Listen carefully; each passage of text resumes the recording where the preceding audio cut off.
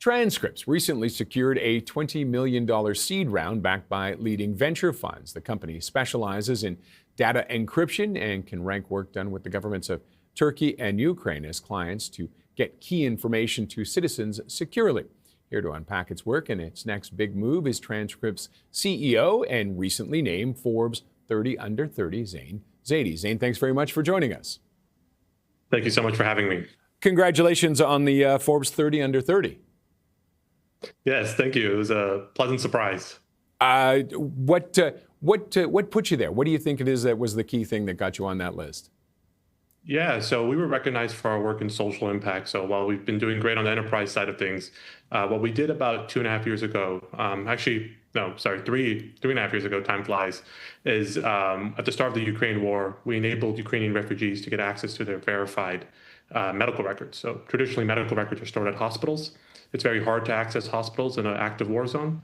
So we enabled on-chain, self-sovereign medical records that we gave access to these refugees so that when they received treatment in Europe or wherever country that they were going to, they had access to these credentials.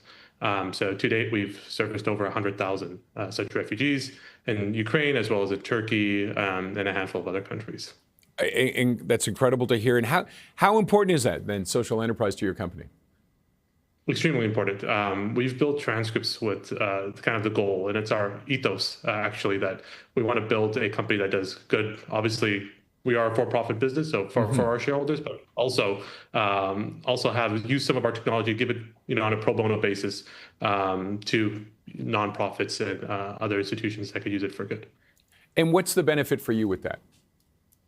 Yeah, well, the first major benefit is kind of on the personal side, right? Both my parents are immigrants, so it kind of touches us personally. Same with my co-founder.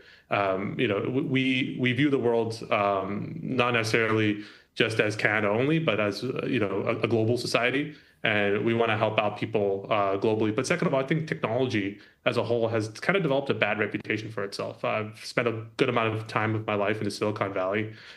Things like AI, crypto, all these buzzwords. If you ask the average person of them, they don't necessarily have the best opinion of these words. And that's because there's fear. And quite frankly, some of these technologies have been used to disadvantage a good chunk of the population. So we hope we can change the narrative and show that technology can actually be used for good. And let's talk a little bit about the company itself. What's the focus for you? Yeah, in the Canadian market, we're primarily enabling Canadians to own their verified employment and income credentials.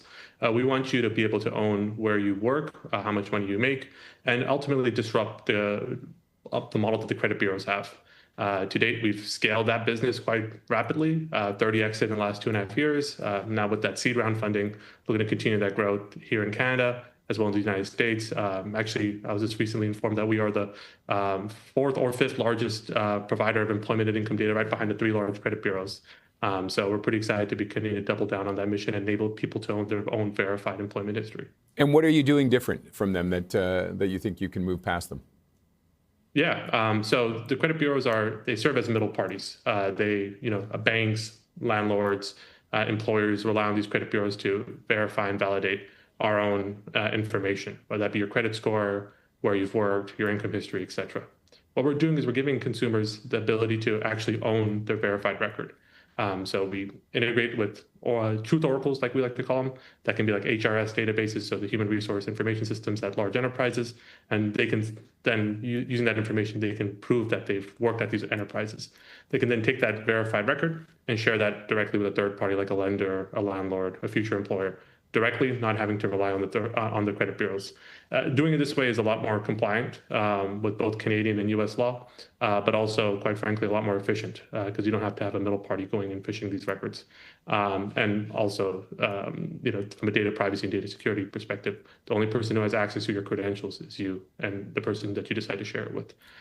So we think it's just, all in all, a much more efficient system. And what are you doing to guarantee? How are you guaranteeing that security and that safety? All our credentials are end-to-end encrypted. That's something that, quite frankly, the large 3 credit bureaus don't even pretend to offer. In 2017, Equifax was responsible for the largest hack in North America. 180 million odd records were exposed in that hack. So only person who can access your credentials is you. and any person you share it with. We use encryption keys. The private keys only held by the user itself. And can you access it at all? Can your company access it at all, or no? No. No. Once it's locked away, it's locked away. What's it like, just quickly, what's it like being in Toronto, being in Canada as a tech firm and trying to grow this and trying to develop it at your age as well? Yeah, interesting fact, we were originally based in the Silicon Valley. We had our primary headquarters there, but we've begun the process of opening up a second headquarters and, quite frankly, moving our primary headquarters from the Silicon Valley over to Toronto.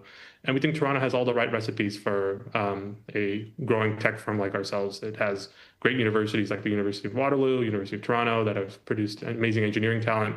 It has a growing domestic market and growing domestic demand for new technologies, as well as favorable business laws. The Canadian government's done a good job, at least not heavily regulating spaces like ours. So that builds innovation and for us to actually build.